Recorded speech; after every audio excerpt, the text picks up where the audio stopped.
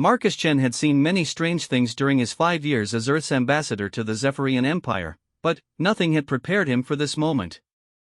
Standing in the crystalline throne room of Empress Vexera, surrounded by beings that looked like living starlight wrapped in flowing robes, he felt smaller than he ever had in his diplomatic career. The Empress herself was breathtaking in an alien way. Her form shifted between solid matter and pure energy, with eyes that held the depth of nebulae. When she spoke, her voice resonated through the chamber like the harmony of distant suns. "Ambassador Chen," she began, her tone carrying both curiosity and something that might have been concern. "Before we proceed with the trade negotiations, I must ask you something that has been troubling me since our first contact with your species." Marcus straightened his shoulders, wondering what diplomatic minefield he was about to step into. The Zephyrians were known for their directness, but they were also one of the most advanced civilizations in this galaxy cluster. Their approval could mean prosperity for humanity, while their disapproval could spell isolation or worse. "Of course, Your Majesty. I'm happy to answer any questions you might have about humanity or Earth." The Empress leaned forward, her luminous form casting shifting patterns across the polished floor. Around the throne room, her council members, beings of various alien species that had sworn loyalty to the Zephyrian crown, watched with intense interest. Marcus noticed that several of them were taking what appeared to be notes on crystalline tablets. "In our extensive databases," the Empress continued, "we have records of over 3 million sentient species across 47 galaxies. We have studied their development, their technologies, their social structures, and their limitations." She paused, and Marcus felt his heart rate increase. Where was this going? Every species, without exception, follows certain universal patterns. They develop technology in predictable sequences. They form governments based on logical hierarchies. They expand their territories through calculated conquest or careful diplomacy. They create art that reflects their biological imperatives. They worship deities that embody their species' ideal characteristics. Marcus nodded, unsure where this was leading but fascinated despite his growing nervousness. "And yet," the Empress said, her voice taking on a note of genuine bewilderment, "humans appear to violate every single one of these universal laws. Your species does things that should be impossible, acts in ways that defy all logic and precedent." The room fell silent except for the gentle humming of the crystal pillars that powered the palace. Marcus could feel the weight of dozens of alien gazes upon him. "I'm not sure I understand, Your Majesty. Could you be more specific?" The Empress gestured, and a holographic display materialized in the air between them. Images began to cycle through scenes from Earth's history, human achievements, and what Marcus assumed were comparative data from other species. "Let me give you examples," she said.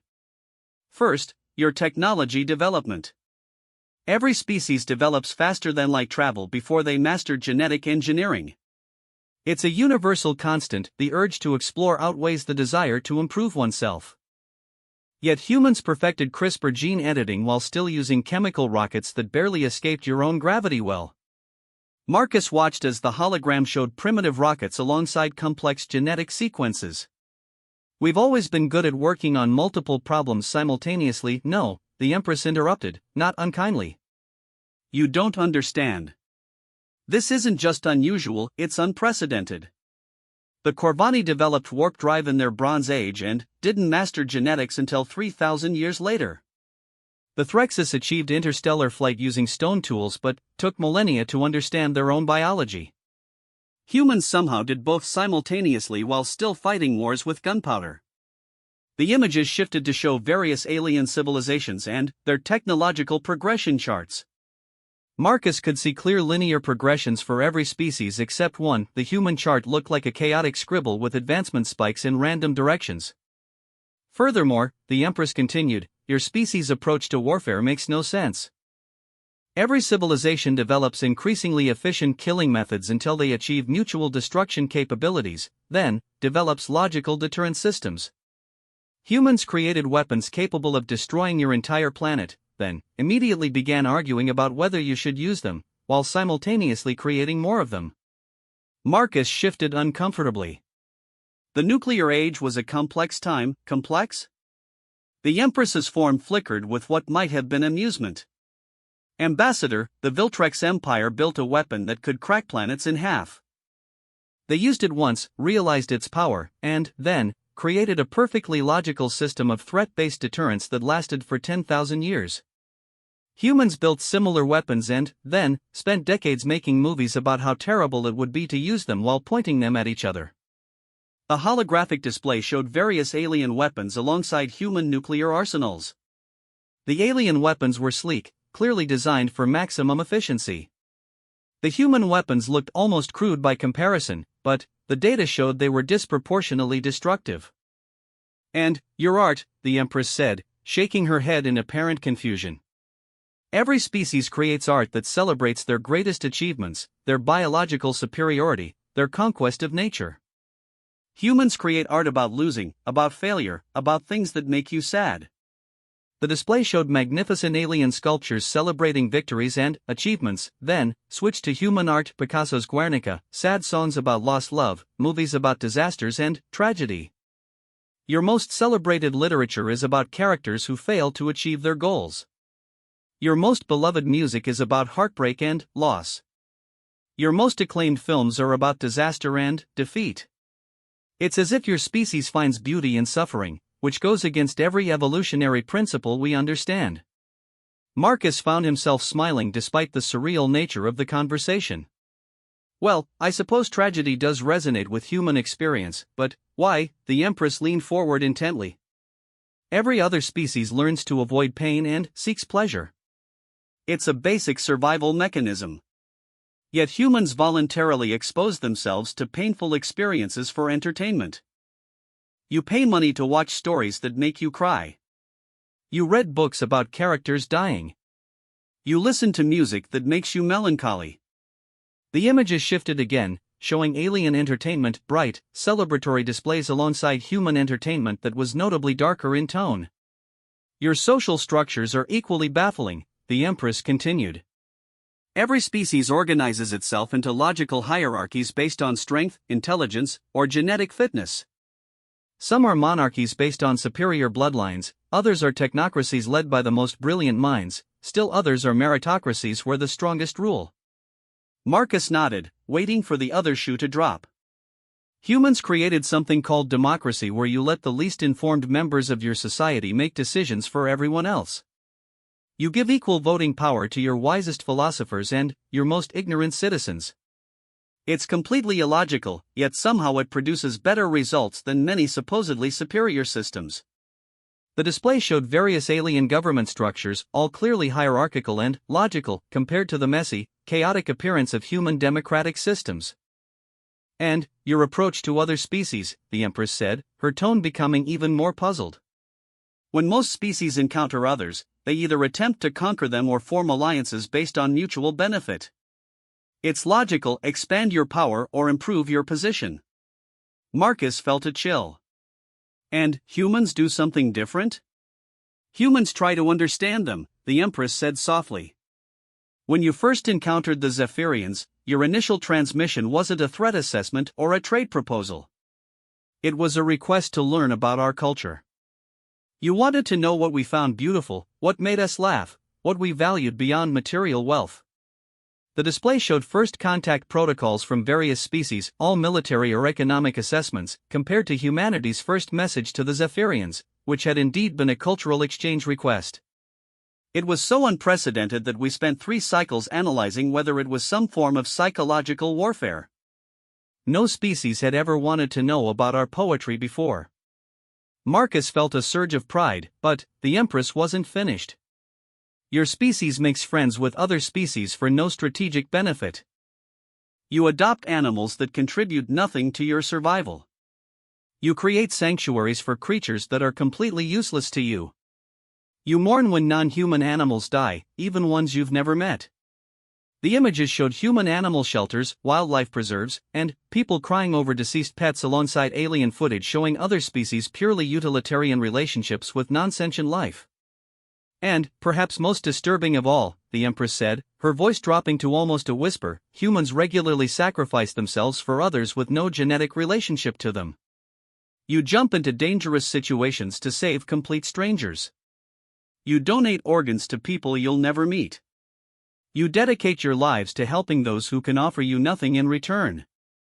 The display showed human acts of heroism and selflessness alongside statistical analysis showing this behavior was virtually unknown in other species except in very specific circumstances involving genetic relatives.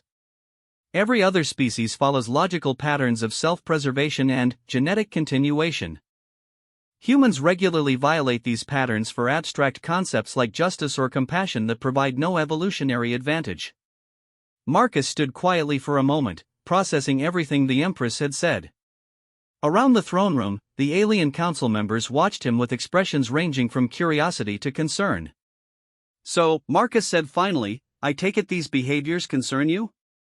The Empress's form solidified slightly, becoming more humanoid in appearance, a gesture he'd learned indicated serious attention.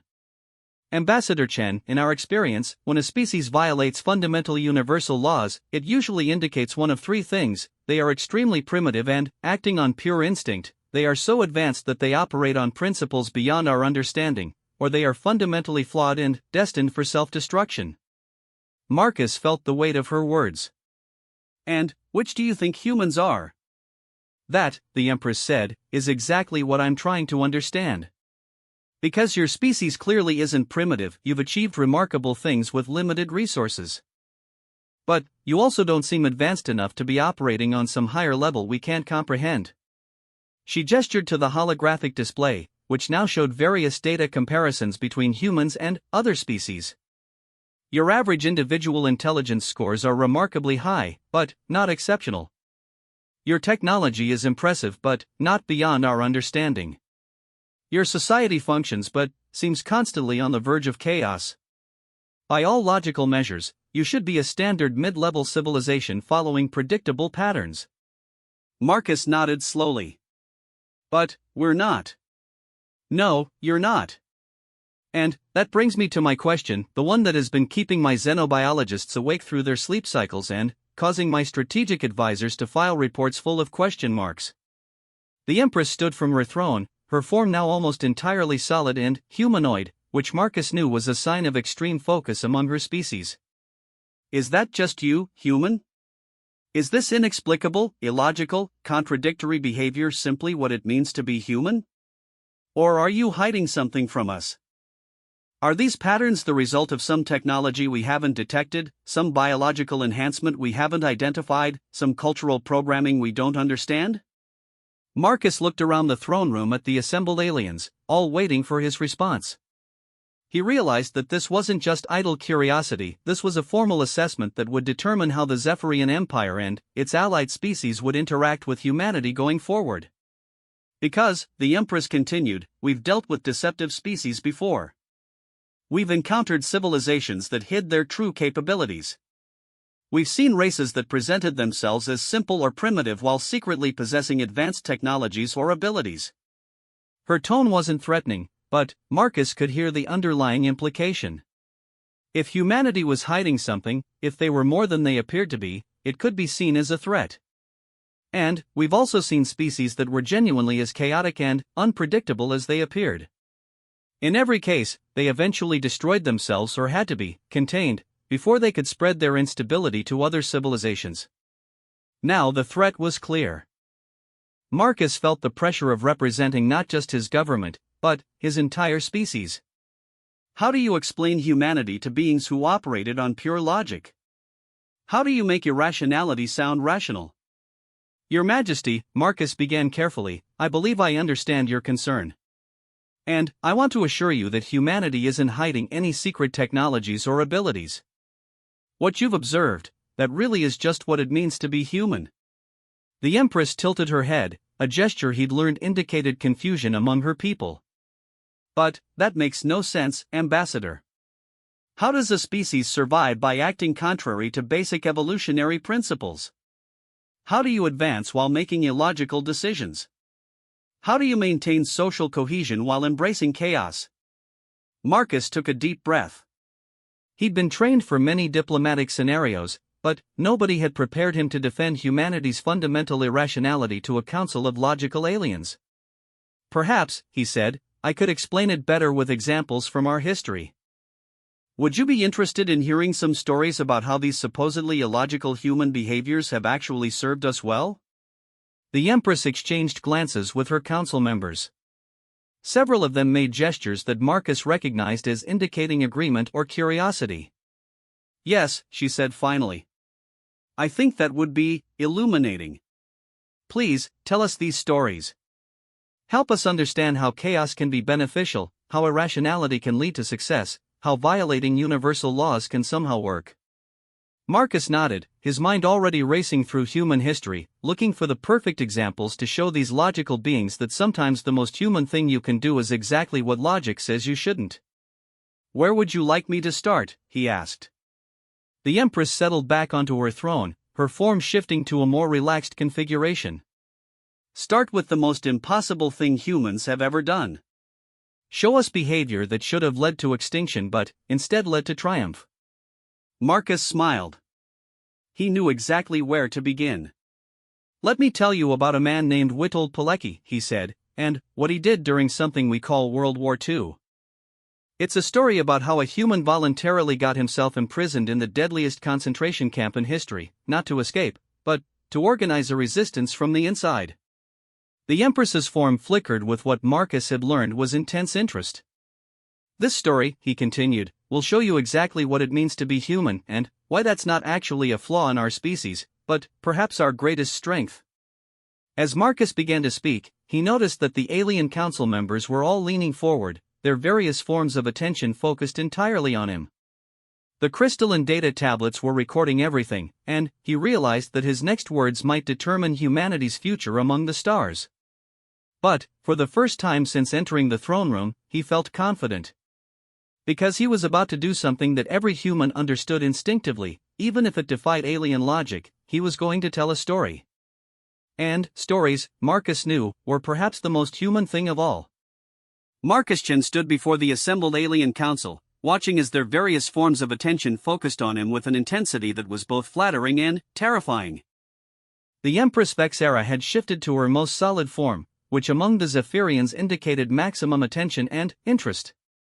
Witold Pilecki was a Polish cavalry officer, Marcus began, his voice carrying clearly through the crystalline throne room. In 1940, his country had been invaded and conquered by Nazi Germany. The logical response for a military officer would have been to flee, to join resistance forces in exile, or to hide and wait for the occupation to end. The holographic display activated automatically, showing maps of 1940s Europe and images that Marcus had requested from Earth's historical archives before this meeting. Instead, Marcus continued, Pilecki learned about a new type of prison camp the Nazis were building. A place called Auschwitz. Reports were filtering out that people were disappearing into these camps and never returning, but no one knew exactly what was happening inside. The Empress leaned forward. So this human attempted to infiltrate the facility for intelligence gathering? That shows logical strategic thinking. Not exactly, Your Majesty. You see, Pilecki didn't just want to spy on Auschwitz. He wanted to get himself arrested and sent there as a prisoner, so he could organize the inmates into a resistance movement and escape with as many people as possible. The alien council members began making sounds that Marcus had learned indicated confusion or disbelief across various species. Wait, said Counselor Thranks, a crystalline being whose species prized logical thinking above all else. This human voluntarily entered what he knew was a death camp, with no guarantee of survival, no backup support, and no clear exit strategy? That's correct, Marcus said. On September 19, 1940, Pilecki allowed himself to be captured during a planned roundup in Warsaw. He could have escaped, he knew the raids were coming. Instead, he walked directly into the trap, carrying false identity papers that ensured he would be sent to Auschwitz. The holographic display showed images of Auschwitz, and Marcus noticed several council members recoil. Even to alien sensibilities, the place looked ominous. What happened next defies every survival instinct we understand, Marcus continued. Upon arriving at the camp, Pilecki discovered conditions far worse than anyone had imagined. Prisoners were being worked to death, starved, tortured, and murdered on an industrial scale. The logical response would have been to focus entirely on personal survival. But he didn't, the Empress said, and Marcus could hear both fascination and horror in her voice. No. Instead, Pilecki began secretly recruiting fellow prisoners into an underground organization. He started with people he had known before the war, but eventually expanded to include complete strangers. He organized a resistance network inside one of the deadliest places in human history. The display showed organizational charts and documented evidence of Pilecki's resistance activities. The network, which they called ZOW, managed to accomplish several impossible things. They smuggled information about the camp's true purpose to the outside world. They sabotaged German operations. They provided support and hope to thousands of prisoners. They even began planning a massive uprising that would allow hundreds of people to escape. Counselor Vorthak, whose species was known for military strategy, spoke up. But surely this was a suicide mission. What was his long-term survival probability? Statistically? Nearly zero, Marcus admitted. Pilecki knew this. In fact, he sent secret reports to the outside world detailing exactly how deadly the camp was. He could have used those same communication channels to arrange his own rescue. Instead, he used them to plead for Allied forces to attack the camp and save the other prisoners. The throne room fell silent. Marcus could see the alien council members struggling to process this information. He stayed in Auschwitz for 2.5 years, Marcus continued. Finally, in 1943, when he realized that outside help wasn't coming and the situation was becoming even more desperate, he organized his own escape not to save himself, but to personally deliver evidence about the Holocaust to Allied commanders and beg them to take action. And did he survive? The Empress asked quietly. He escaped successfully, Marcus said. He made his way to Allied forces and provided detailed intelligence about the death camps. But, instead of staying safely behind Allied lines, he requested permission to return to Poland to continue fighting the occupation. The crystal being, Counselor Thranks, made a sound like grinding glass. This human's behavior makes no logical sense. Why would he continue to risk his life when he had already accomplished his mission? Marcus smiled sadly. Because his mission was never really about intelligence gathering, Your Majesty. It was about other people. Pilecki couldn't live safely while others were suffering, even if he had done everything possible to help them. What happened to him after the war? Asked Counselor Yareth, whose aquatic species was known for their practical approach to survival. He was executed by the communist government of Poland in 1948, Marcus said quietly. They considered him a threat because he had fought for Poland's independence, not for communist ideology. So in the end, this man who survived the deadliest death camp in human history, who organized resistance under impossible conditions, who risked everything for strangers, was killed by his own people for refusing to compromise his principles. The silence that followed was profound. Marcus could see the alien council members processing this information, their various forms of communication indicating deep thought. This is not an isolated case, Marcus said, breaking the silence. Human history is full of people who acted exactly this illogically. Let me tell you about Ernest Shackleton and the Endurance Expedition. The holographic display shifted to show images of Antarctica and early 20th century sailing ships. In 1914, Shackleton led an expedition to Antarctica with the goal of crossing the continent on foot. Before they even reached land, their ship became trapped in pack ice. Then, the ice crushed the ship, stranding 28 men on the most hostile continent on Earth with no means of communication and no hope of rescue. The display showed the remains of the Endurance and the desolate Antarctic landscape. The logical decision would have been to conserve resources and wait for rescue, or to attempt to reach the nearest known human settlement by the safest route possible, Marcus continued. Instead, Shackleton made a series of decisions that should have killed everyone. What did he do? The Empress asked. First, he decided that keeping morale high was more important than strict resource conservation. He encouraged games, entertainment, and celebration even while they were stranded on ice floes. He made sure that everyone had equal rations, including the officers. In most survival situations, leaders take larger portions to maintain their strength for decision-making. Counselor Vorthak gestured confusion. But this would weaken the leadership and reduce overall survival chances. That's what logic would suggest, Marcus agreed. But Shackleton understood something that pure logic misses: humans need hope and dignity to survive, not just calories. By treating everyone equally and maintaining spirits, he kept the group functioning as a team instead of degenerating into desperate individuals. The display showed photographs of the men during their ordeal. Remarkably, many showed them smiling and engaging in recreational activities despite their desperate situation. After months on the ice, Shackleton made an even more illogical decision. Instead of trying to lead everyone to safety together, he decided to take the 5 strongest men and attempt to reach a distant whaling station across some of the most dangerous ocean on Earth, leaving the rest of the crew behind. He abandoned them? Counselor Yareth asked, bubbles of agitation rising around his aquatic form. No, Marcus said. He promised to come back for them. And here's the impossible part: everyone believed him. Despite the fact that his chances of survival were minimal, despite the fact that even if he survived the journey he might not be able to mount a rescue, despite the fact that staying together might have been safer, 22 men trusted Shackleton enough to let him disappear across the Southern Ocean on a promise. The aliens made various sounds of disbelief. Shackleton and his 5 companions sailed 800 miles through the worst seas on Earth in a 22-foot boat. When they finally reached South Georgia Island, they were on the wrong side and had to climb over uncharted mountains to reach the whaling station. It should have been impossible. But they made it, the Empress asked. They made it. And the first thing Shackleton did was organize a rescue mission for the men he had left behind. It took 4 attempts due to ice conditions, but he kept trying. And here's the part that would be impossible for most species: when he finally reached his crew after being gone for 4 months, all 22 men were still alive and waiting for him. The display showed the reunion, with photographs of the crew members embracing their returned captain. Not a single man died during the entire ordeal. An expedition that should have been a complete disaster became one of the greatest survival stories in human history, all because a human being made a series of completely illogical decisions based on trust, hope, and an irrational commitment to other people.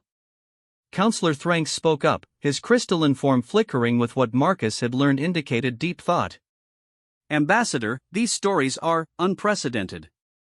But they describe individuals with exceptional courage. Surely they're not representative of humans in general? Marcus shook his head. Actually, Counselor, these behaviors occur throughout human society at every level. Let me tell you about something we call the Underground Railroad. The display shifted to show maps of 19th century America and images related to slavery and abolition. In the 1800s, there was a legal system in parts of America where human beings could own other human beings as property. Slavery was protected by law, enforced by government, and violation of these laws carried severe penalties including imprisonment and death. Marcus watched as the alien council members absorbed this information with obvious distaste. The logical response for people opposed to slavery would have been to work through legal channels, to petition governments, or to move to areas where slavery was illegal, Marcus continued. Instead, thousands of ordinary humans created an illegal network to help slaves escape to freedom. How many people were involved in this network? Asked Counselor Yareth. We don't know exactly, because it was secret by necessity. But historians estimate that hundreds of thousands of people participated over several decades. These weren't professional activists or trained agents, they were farmers, shopkeepers, housewives, teachers, ministers. Ordinary people who decided that helping strangers was more important than their own safety. The display showed images of safe houses, escape routes, and some of the people involved in the Underground Railroad. The risks were enormous, Marcus explained. In the South, helping a slave escape could result in massive fines, imprisonment, or death. In the North, it meant violating federal laws and facing prosecution. There was no payment for this work, no recognition, no reward except the knowledge that you had helped someone you might never see again. And yet hundreds of thousands participated, the Empress asked, her form shifting to indicate intense focus. Yes. And here's what makes it truly impossible from a logical standpoint: many of the people involved were themselves poor or struggling. They shared limited food with escaped slaves, risked their own family's security, and spent their own meager resources to help people they had never met and would never see again.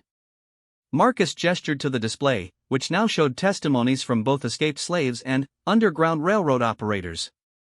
Harriet Tubman, one of the most famous conductors, was herself an escaped slave. The logical thing would have been to stay safely in the North and enjoy her freedom.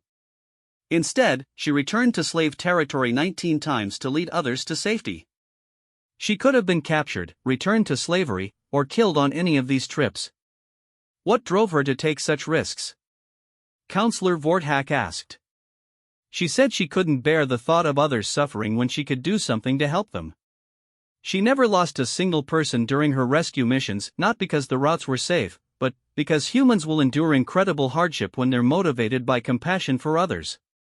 The display showed a photograph of Harriet Tubman and a map of her rescue routes.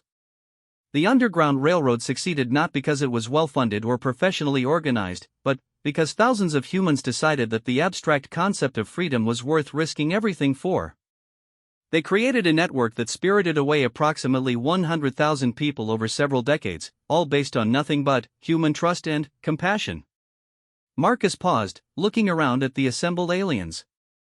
He could see that they were struggling to process these concepts. But, perhaps, he continued, you'd prefer a more recent example that shows these behaviors in a modern context. Let me tell you about September 11, 2001, and what humans did that day when everything went wrong. The display shifted to show images of New York City and the Twin Towers. On that date, terrorists attacked several locations in America, including 2 towers that housed thousands of office workers. When the buildings were struck, the logical response for everyone inside would have been immediate evacuation using the fastest possible routes. Marcus watched as the aliens viewed footage of the attacks with obvious concern. Instead, something remarkable happened. In the first tower, as people evacuated down the stairwells, they encountered a man in a wheelchair who couldn't descend quickly. The logical response would have been to continue past him every second counted, and helping him would slow down the evacuation. But they didn't continue past him, the Empress said. It wasn't a question. No. Instead, multiple people stopped to help carry him down. Not people who knew him, complete strangers who decided that leaving him behind was unacceptable, even if it put their own lives at risk. The display showed testimony from survivors and footage of evacuation efforts. Throughout both towers, the same pattern repeated. People helped elderly colleagues, stayed with injured strangers, shared water with people they had never met. Firefighters and police officers ran into the buildings while everyone else was running out. These were trained emergency responders, Counselor Thranks noted. Surely they were following protocol. Actually, no, Marcus said. The official protocol was to wait for specialized high-rise rescue teams. But, when they saw people in danger, they couldn't wait. They improvised, using equipment not designed for such situations, climbing stairs in gear that weighed over 60 pounds, knowing that the buildings might collapse at any moment. Marcus's voice softened as he continued. 343 firefighters died that day. They didn't die because they made tactical errors or because their equipment failed. They died because they kept going back into the buildings to search for survivors, even after it became clear that the structures were going to collapse. The throne room was completely silent now. And it wasn't just emergency responders, Marcus continued. Office workers helped each other evacuate. People shared cell phones with strangers trying to call their families. Boat captains spontaneously organized the largest maritime evacuation in history, ferrying people away from Manhattan with no coordination, no payment, no official request, just because they saw people who needed help. The display showed images of the boat evacuation, with hundreds of vessels of all sizes converging on Manhattan. In the space of a few hours, ordinary humans performed thousands of individual acts that prioritized others' welfare over their own survival. Not because they were trained to do so, not because they were ordered to, not because they expected any reward, but because that's what humans do when other humans are in danger. Marcus looked directly at the Empress. Your Majesty, you asked whether these behaviors are just what it means to be human. The answer is yes. This is how we're built. We can't help but care about each other, even when it makes no logical sense. The Empress was quiet for a long moment, her form shifting through various configurations that Marcus had learned indicated deep thought. "Ambassador," she finally said, "these stories are troubling." Marcus felt his heart sink. "Troubling, Your Majesty?" "Yes," she said, standing from her throne. "Because they suggest something that our models never predicted." She gestured to her council, who began displaying data on their crystalline tablets. "We've spent millions of years cataloging species throughout the galaxy. We've developed sophisticated models for predicting civilizational development, social stability, and long-term survival prospects. These models have been accurate for every species we've encountered." Marcus waited, sensing that something important was coming. "According to our models," the Empress continued, "every story you've just told should have ended in failure. Pilecki should have died in Auschwitz without accomplishing anything. Shackleton should have lost his entire crew. The Underground Railroad should have collapsed under its own inefficiency. The September 11th responders should have followed protocol and minimized casualties." She paused, her luminous form flickering. "But they didn't fail, did they? In every case, these illogical human behaviors led to outcomes that were better than what logic would have predicted." Marcus nodded slowly. "That's correct, Your Majesty." "Which means," the Empress said, her voice carrying a note of something that might have been awe, "that our fundamental understanding of how civilizations work might be incomplete." The alien council members were now engaged in rapid communication among themselves, their various forms of data exchange creating a cacophony of lights, sounds, and energy patterns. "But, I have one more question, Ambassador," the Empress said, her attention returning to Marcus. "These are all historical examples. Does this behavior continue in modern humans? Are your people still capable of these impossible acts of illogical compassion?" Marcus smiled. "Your Majesty, would you like me to tell you about what happened when a global pandemic struck Earth just a few years ago? Or about how humans respond to natural disasters? Or about something we call volunteer organizations that exist solely to help strangers?" The Empress's form brightened considerably. "Yes," she said. "Tell me everything. Because if humans truly are what you claim to be, then everything we thought we knew about successful civilizations might need to be reconsidered." Marcus realized that this conversation had taken a turn he never could have anticipated. Instead of defending humanity's irrationality, he was apparently revolutionizing galactic understanding of how societies could function. "Where would you like me to start?" he asked. "Start with the pandemic," the Empress said, settling back onto her throne. "Show me how a species that should logically panic and turn on each other instead chose cooperation in the face of an existential threat." As Marcus began to speak about healthcare workers, grocery store employees, and ordinary people who had risked their lives to keep society functioning during the COVID-19 pandemic, he noticed that the Alien Council was no longer just taking notes. They were sending communications to what appeared to be teams of researchers throughout the Zephyrian Empire. He was beginning to suspect that this conversation might change more than just Earth's diplomatic standing. It might change how the galaxy understood what was possible. 3 months after his conversation with Empress Vexera, Marcus Chen found himself in a situation he never could have imagined. The crystalline conference chamber was filled with representatives from 47 different species, scientists, philosophers, military strategists, and social engineers from across the known galaxy. All of them had come to hear about humanity. The Zephyrian Empire had done something unprecedented. They had called the first galactic symposium on anomalous civilizational development. The subject of study was Earth and its impossible humans. Marcus sat at the center of the vast chamber, surrounded by beings whose forms ranged from energy patterns to crystalline structures to various biological configurations he couldn't begin to categorize. In front of him, holographic displays showed data streams, mathematical models, and analysis reports in dozens of alien languages. Empress Vexera stood at the head of the assembly, her luminous form brighter than Marcus had ever seen it. When she spoke, her words were translated simultaneously into every language represented in the chamber. "Distinguished colleagues," she began, 3 months ago, I asked our human ambassador a simple question about his species' unusual behaviors. What I learned has forced us to reconsider fundamental assumptions about civilizational development that have guided galactic policy for millions of years. A murmur of various alien communication forms rippled through the assembly. Today, we present our findings and seek to understand whether humanity represents an evolutionary anomaly, a previously unknown civilizational model, or evidence that our theoretical frameworks require complete revision.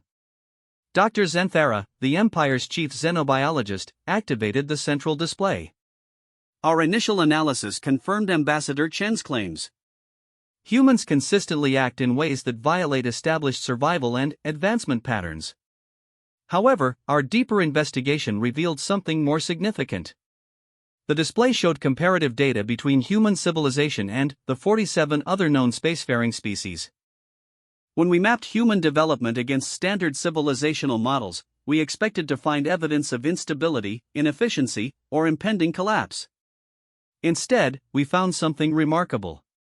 The data shifted to show advancement curves and stability indices.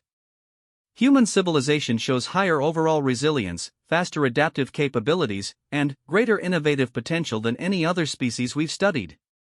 Despite, or perhaps because of, their seemingly irrational behaviors. A delegate from the Corvani Republic, a species known for their logical approach to everything, spoke up. Dr. Zenthara, surely there must be some error in the data. How can illogical behavior lead to superior outcomes? That's exactly what we needed to understand, Dr. Zenthara replied. So we conducted detailed studies of human responses to various stressors and challenges. Ambassador Chen, would you help us explain what we discovered? Marcus stood, still somewhat overwhelmed by the surreal nature of the situation. Of course, Doctor. Tell them about Hurricane Katrina, Dr. Zenthara said. Show them how humans responded to a large-scale disaster. Marcus nodded, and the display shifted to show images of the 2005 hurricane that devastated New Orleans. In 2005, a massive storm struck one of our major cities, Marcus began. The official emergency response systems failed catastrophically. Thousands of people were stranded without food, water, or shelter. The logical prediction would be social breakdown, violence, and chaos as people competed for scarce resources. The display showed the aftermath of the hurricane, flooded streets, destroyed buildings, and crowds of displaced people. Instead, something remarkable happened. Ordinary citizens began organizing their own rescue operations. People with boats started pulling strangers out of flooded neighborhoods. Restaurants that had lost power gave away food for free rather than let it spoil. Strangers opened their homes to displaced families they had never met. A delegate from the Crystal and Thranks Collective made a sound of confusion. But, how did they organize without central command? How did they avoid resource conflicts? They improvised, Marcus said simply. Local communities created their own coordination systems. People shared information through whatever communication channels were available. Volunteers formed spontaneous groups based on need and capability rather than formal hierarchy. Dr. Zenthara added supporting data. Our analysis shows that the improvised human response was actually more effective than the planned government response. Citizens rescued more people, delivered more supplies, and provided more effective medical care than the official emergency systems. But this was a single incident, protested a delegate from the Aquatic Yareth Federation. Surely it's not representative. Actually, Marcus said, it's completely representative. Let me tell you about what happened during the 2011 earthquake and tsunami in Japan. The display shifted to show devastation from the Japanese disaster. A 9.0 earthquake triggered a tsunami that destroyed entire cities and caused nuclear reactor meltdowns. Again, the logical prediction would be panic, social breakdown, and mass exodus from the affected areas. Marcus watched as the aliens viewed footage of the destruction with obvious concern. Instead, Japanese citizens formed orderly evacuation lines. Store owners distributed emergency supplies without charging money. Volunteers immediately began organizing relief efforts. There was virtually no looting or violence, even in areas where government authority had completely collapsed. More significantly, Dr. Zenthara added, thousands of volunteers immediately began heading toward the disaster areas to help with rescue and relief efforts. They traveled toward danger, not away from it. The assembled aliens made various sounds of disbelief. And this pattern repeats constantly, Marcus continued. During the Australian bushfires, during European floods, during American tornadoes, humans consistently respond to disasters by helping each other, often at significant personal risk. Dr. Kethros, a military strategist from the Viltrex Empire, spoke up. But surely this cooperation breaks down under more severe stressors? What about warfare or resource scarcity? Marcus and Dr. Zenthara exchanged glances. That's where our findings became truly unprecedented, the Zephyrian scientist said. Tell them about World War II, Ambassador. World War II was the largest conflict in human history, Marcus began. It involved most of our planet's nations and resulted in the deaths of over 70 million people. The logical prediction would be that civilians would focus entirely on their own survival. The display showed global maps of the conflict and casualty statistics that made several alien delegates recoil. Instead, we saw unprecedented levels of cooperation and sacrifice. In occupied territories, civilians risked their lives to hide persecuted minorities. Resistance fighters shared intelligence across national and ethnic boundaries. Allied nations shared resources even when they were desperately needed at home. But, most remarkably, Dr. Zenthara added, we documented thousands of cases where humans helped enemy soldiers who were wounded or stranded, despite being in active combat situations. A delegate from the pragmatic Mordek Confederacy gestured confusion. They aided their enemies? How does this provide any survival advantage? It doesn't, Marcus admitted. At least, not in the short term. But it demonstrates something that seems to be uniquely human. We have difficulty seeing other sentient beings as truly other, even when they're trying to kill us. Marcus gestured to the display, which now showed documented cases of battlefield mercy and prisoner treatment. There are records of human soldiers sharing medical supplies with wounded enemies, pilots risking their lives to rescue shot-down enemy aviators, and commanders releasing prisoners when holding them would have been strategically disadvantageous. And here's what our analysis revealed, Dr. Zenthara said, bringing up new data. Societies that showed higher levels of this irrational cooperation during wartime also showed faster recovery and stronger post-war development. The data showed comparative recovery rates between different human societies and similar data from alien civilizations that had experienced major conflicts. The human tendency to maintain compassion even during extreme conflict appears to provide long-term advantages that pure strategic thinking cannot achieve. Empress Vexera spoke up from her position at the head of the assembly. Which brings us to our most significant finding. Dr. Yaneth, please share the innovation correlation data. A new scientist, whose energy-based form pulsed with different colors as she spoke, activated additional displays. We analyzed human technological and social innovation rates compared to other species, controlling for resource availability and environmental pressures. The display showed complex graphs and statistical analyses. Humans innovate at a rate approximately 400% higher than the galactic average. They develop solutions to problems that other species consider unsolvable. They adapt to new environments faster than any other known species. And the correlation, asked a delegate from the insectoid hive collective. The innovation rate directly correlates with their tendency toward irrational cooperation and risk-taking, Dr. Yaneth explained. The more willing a human population is to help strangers and take personal risks for abstract benefits, the more likely they are to develop breakthrough technologies or social solutions. A stunned silence filled the chamber as the implications sank in. To put this in perspective, Dr. Yaneth continued, humans achieve spaceflight using computers less powerful than our basic calculation devices. They developed global communication networks while still using primitive transportation systems. They began terraforming projects on multiple worlds despite having only basic understanding of planetary ecology. How is this possible? Asked the Corvani delegate. Marcus stood again.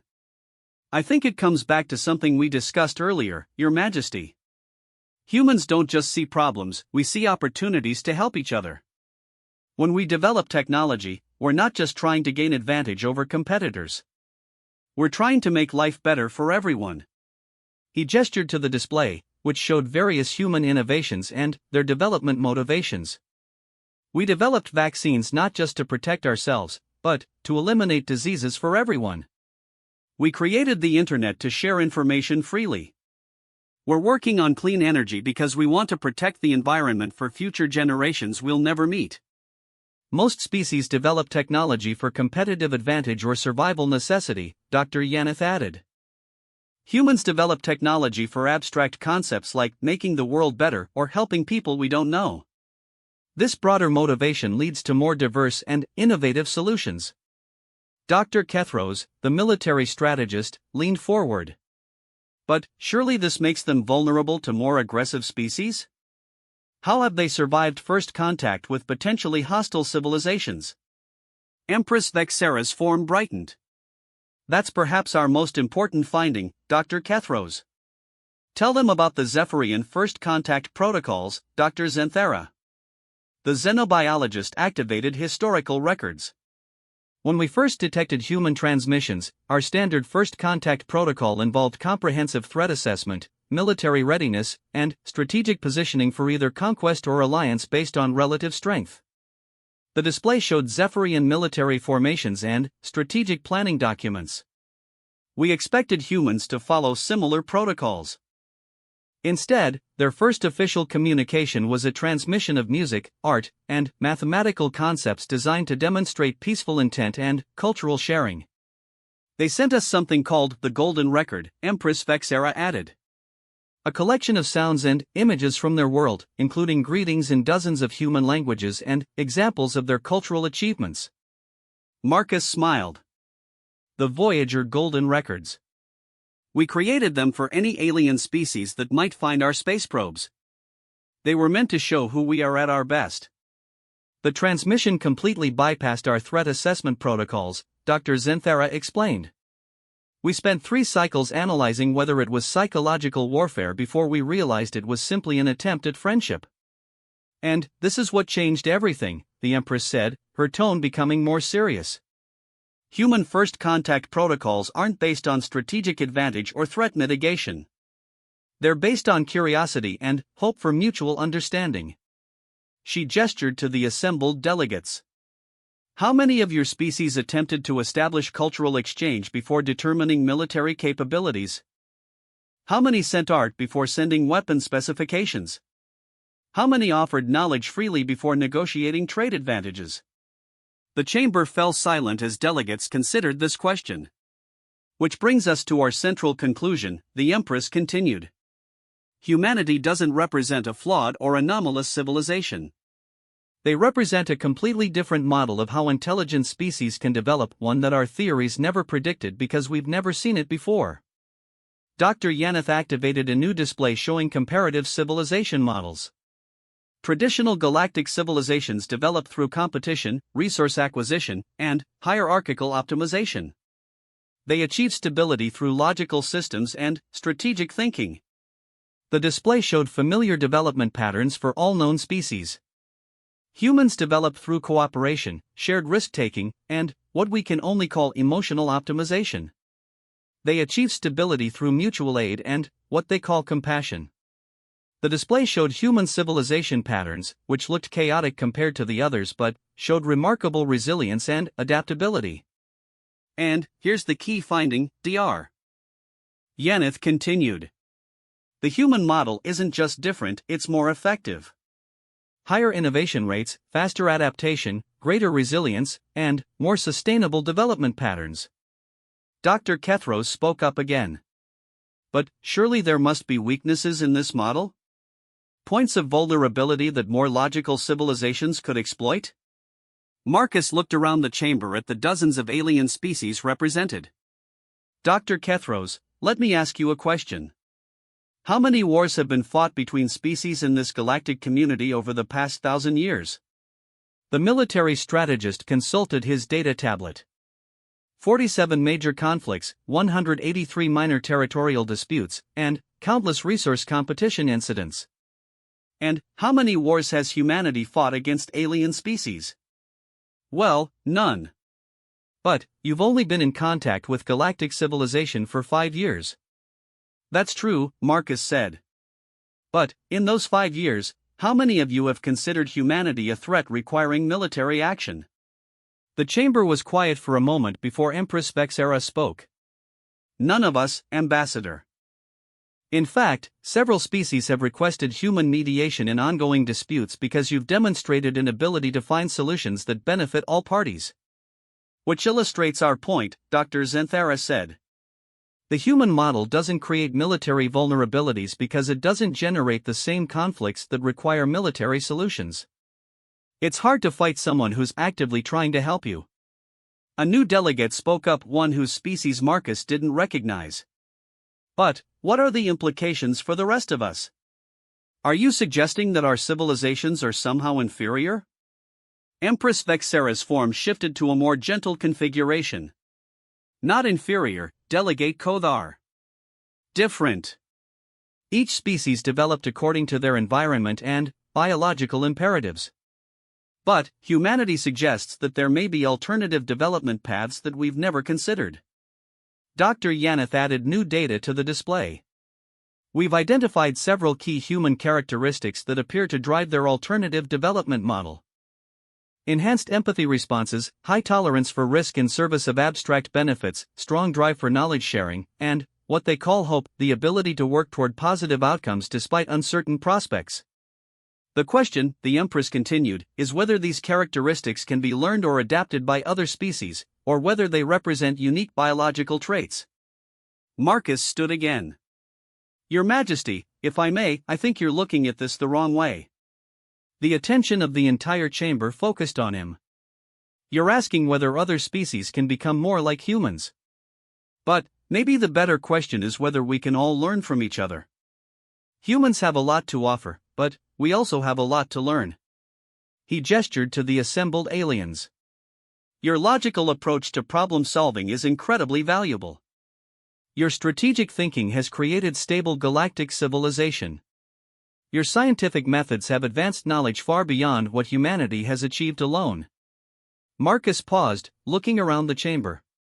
Maybe the future isn't about choosing between the human model and the traditional model. Maybe it's about combining them using human empathy and cooperation with alien logic and efficiency. The chamber erupted in various forms of excited communication as delegates considered this possibility. Dr. Zenthara brought up a new display. Actually, Ambassador, we've already begun testing exactly this concept.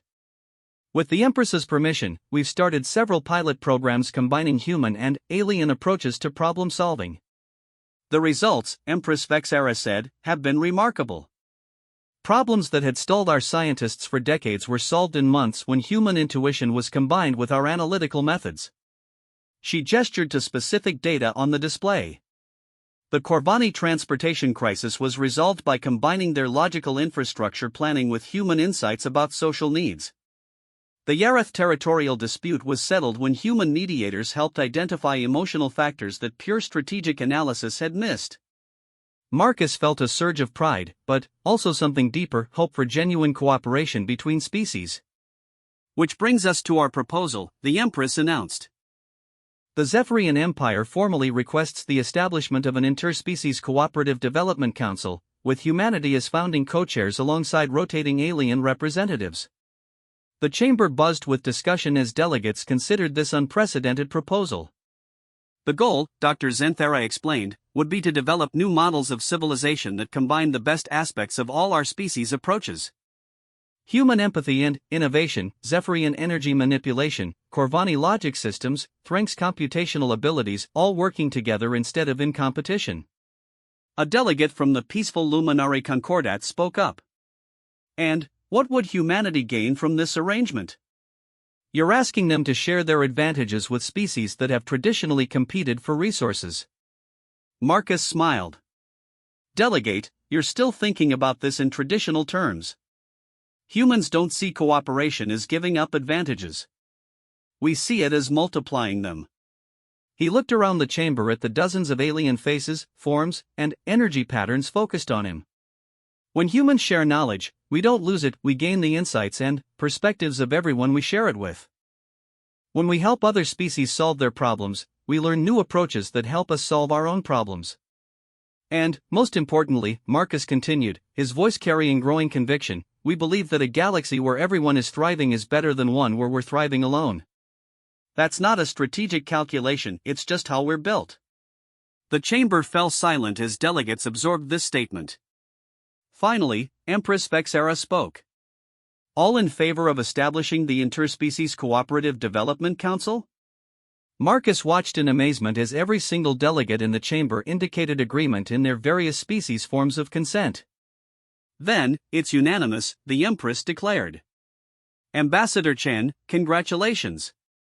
Humanity has just become the first species in galactic history to achieve full membership in our community based not on military or economic strength, but on the principle that making everyone stronger makes us all safer.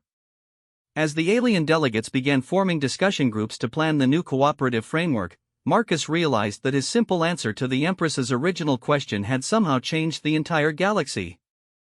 But, as he looked around at dozens of species that had just chosen cooperation over competition, he thought that maybe this was just what it meant to be human, to believe that impossible things were possible, and to convince others to believe it too.